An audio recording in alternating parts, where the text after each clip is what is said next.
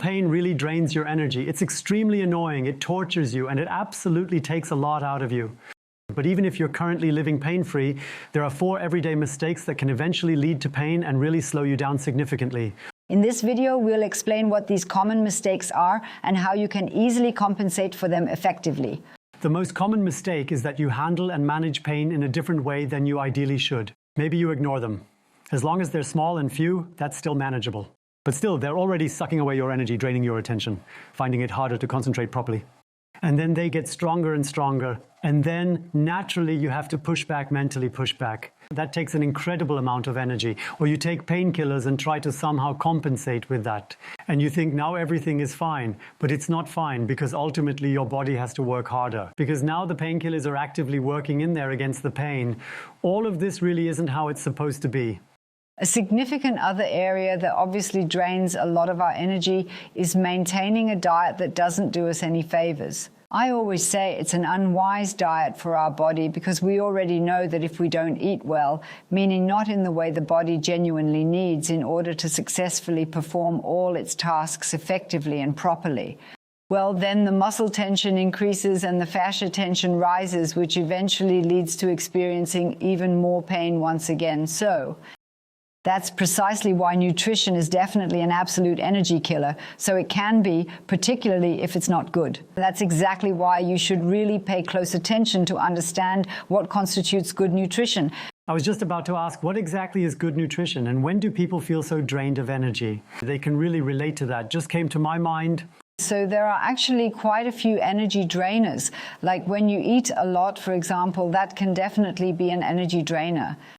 When you consume fat or when you mix a lot of foods, those are all energy drainers. But also if you consume industrial foods, convenience food like ready-to-eat meals that you prepare, people often end up feeling really tired. That's why it's so great to contrast it with a type of diet that simply doesn't make you tired. And that's a plant-based diet. It's not mixed with all sorts of different things, but rather a straightforward and simple combination of vegetables and fruits. That's truly optimal. For instance, I really enjoy eating delicious potatoes with spinach or a wonderfully flavorful lentil dal. So these are things that are really quite simple by nature, and as I mentioned earlier, they actually have a high plant content because they are incredibly beneficial and healthy for the body. So definitely aim to reduce animal-based foods like eating less meat and less sausage. Consume less dairy and reduce your milk intake overall. If fish is necessary, try to limit it to once a week or every other week. Also, make sure to cut down on eggs. Honestly, I kind of have a personal struggle with eggs anyway. So I usually suggest that 1 to 2 a week is fine, but honestly, you really don't need more than that and shouldn't have any more. However, for instance, fresh foods truly do make you feel fresh. I find that so interesting, like when you've enjoyed a nice salad at the beginning of a meal, and maybe then also, as I mentioned, some delicious potatoes with vegetables or a nice soup with it.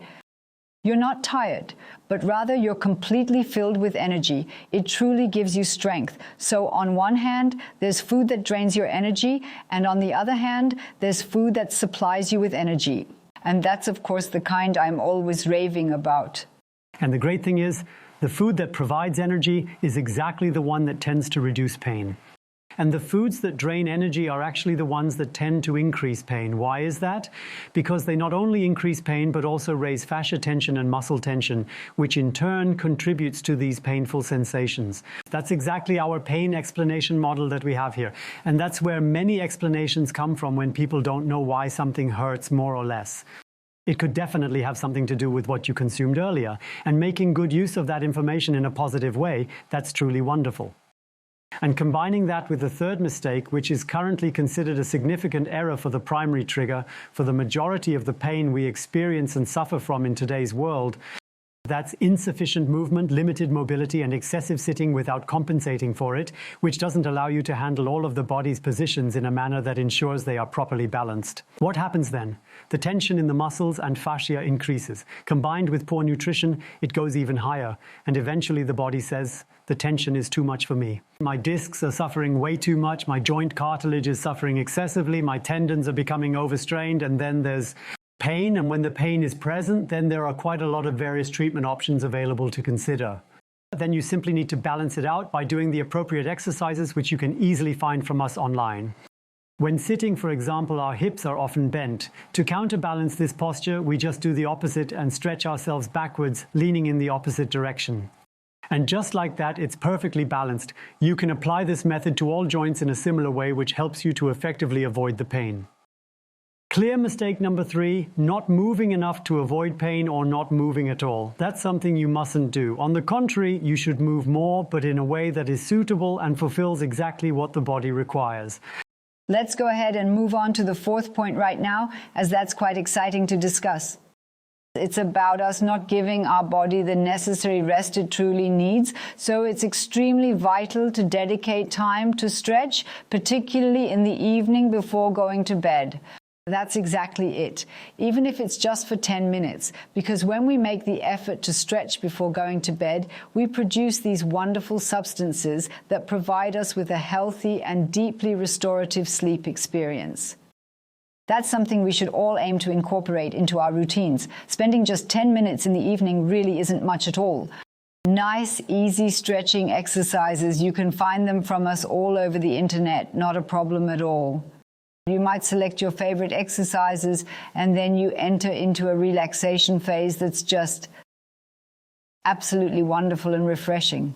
Does that help you? I find it wonderful because if you have a really good relaxation phase, like a really good sleep, then your body can truly recover, it can become healthy, it can repair, it can detoxify, it can do all that. Throughout the day, it happens. With restlessness and even with good things, it can just balance it all out nicely again. And you can further boost that by not just engaging in exercises in the evening, but also by incorporating breathing techniques as well. You should breathe deeply and calmly, for instance, allowing yourself to gradually go deeper into the stretch with each exhale. You can even try a simple trick, even if you happen to wake up at night, to further enhance your rest periods by making sure you exhale for a longer duration than you inhale. For example, you might inhale for 2 counts and then exhale for 4 counts, and you'll notice that this helps to calm you down even more effectively. Don't make mistake 4 by skipping recovery phases. Instead, allow yourself these phases and optimize them fully. Then your life will completely change. What mistake have you noticed about yourself, or perhaps what mistakes have you been able to observe about yourself? Feel free to write them down in the comments section below. And make sure to share the video, because there are so many people who make these mistakes, and they will be genuinely grateful if they're informed by you about what they could potentially improve. So they can gain more energy.